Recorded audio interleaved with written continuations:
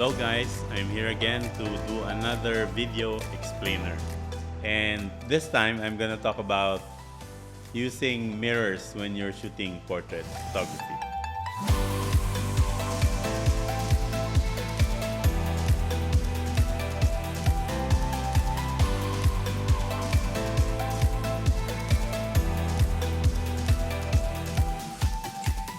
So welcome again to another video explainer.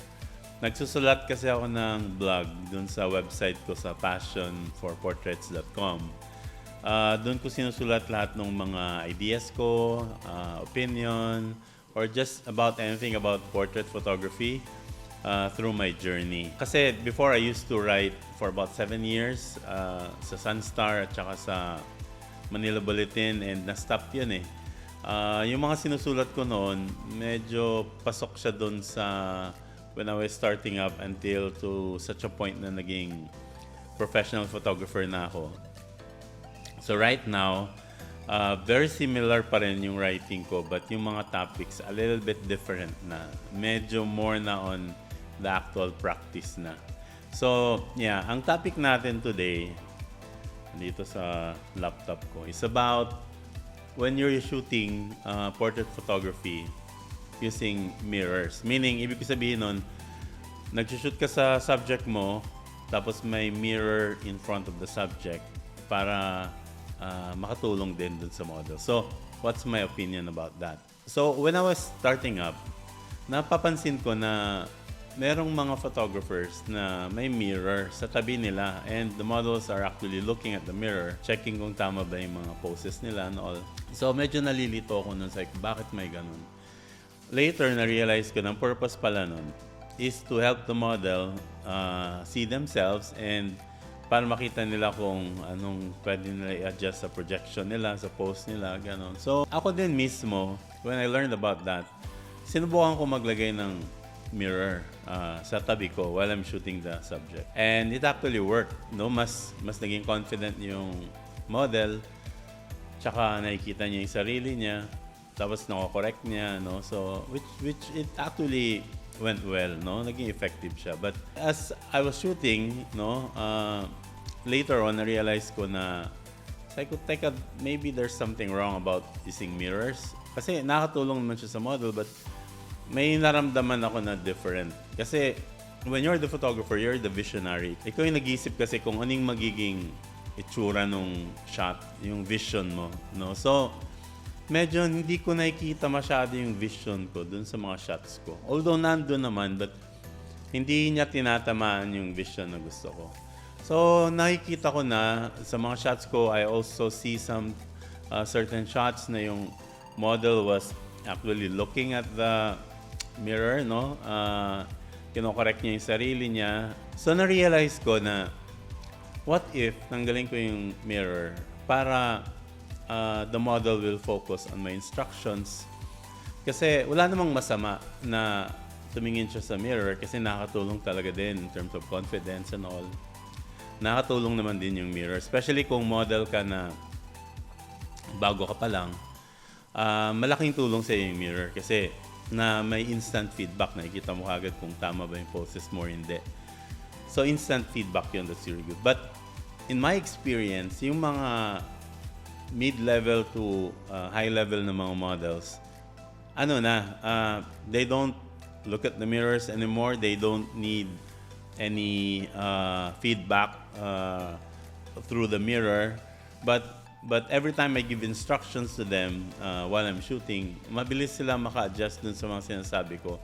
So, mirrors are good when you're starting up. But when you become confident and you know for yourself as a model na kaya mo tong gawin at naintindihan mo na yung galawan ng katawan mo, how you pose and how it's gonna come out.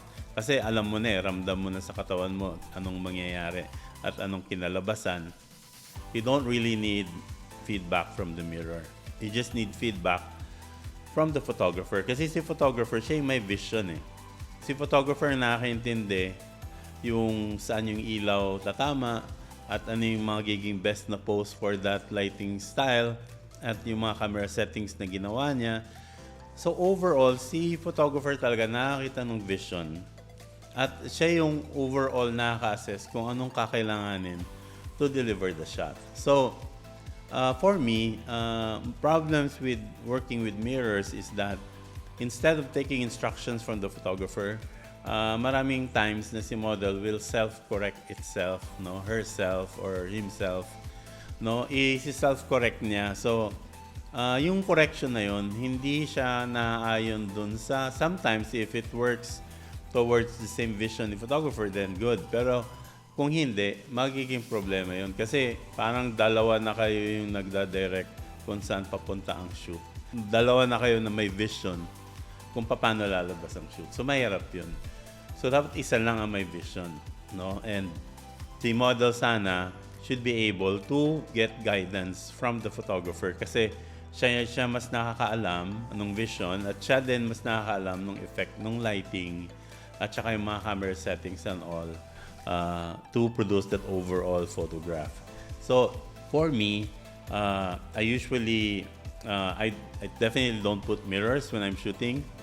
But when I'm shooting somebody na hindi siya ganun ka-experienced, naglalagay ako ng mirror. Kasi medyo talagang nangangapa yung bago pa na model or probably yung sinut mo na portrait, hindi mo talaga siya model. So, medyo nangangapa sila. And when you put mirrors, parang nagiging confident sila. So, mas nagiging madali para sa kanila yung ginagawa nila.